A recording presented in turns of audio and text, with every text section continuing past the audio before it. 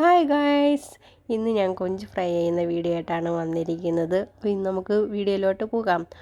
കുറച്ച് മുളക് പൊടി, കുരുമുളക് പൊടി, മഞ്ഞൾപ്പൊടി, ഗരം മസാലപ്പൊടി, ആവശ്യത്തിനുള്ള ഉപ്പും, പിന്നെ നമ്മളെ കയ്യിൽ അരിപ്പൊടി ഉണ്ടെങ്കിൽ അരിപ്പൊടിയും കൂടെ ഇട്ട് നല്ല സൂപ്പർ ടേസ്റ്റ് ഇതായിരിക്കും.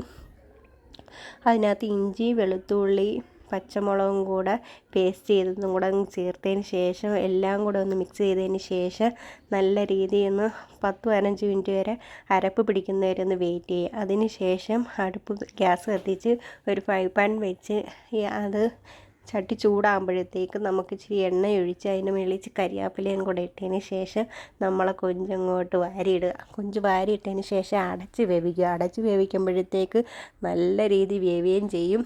നല്ല രണ്ട് സൈഡും നല്ല മുരുമുരാന്നാവുകയും ചെയ്യും. അങ്ങനെ അത് വീണ്ടും ഞാൻ തിരിച്ച് മറിച്ച് ഇട്ടതിന് ശേഷം ഒന്നും കൂടെ അടച്ച് വേവിക്കുകയും ചെയ്ത് അതിന് ശേഷം നമ്മളെ കൊഞ്ച് റെഡിയായി. അങ്ങനെ വേറൊരു പാത്രത്തിലോട്ട് നമ്മൾ സെർവ് ചെയ്ത് നിങ്ങൾ തീർച്ചയായിട്ടും ഒന്ന് ചെയ്ത് നോക്കണം. സൂപ്പർ ടേസ്റ്റാണ്. എനിക്കിഷ്ടപ്പെട്ട്. നിങ്ങളൊന്ന് ചെയ്തിട്ട് കമൻ്റ് ഇടുക.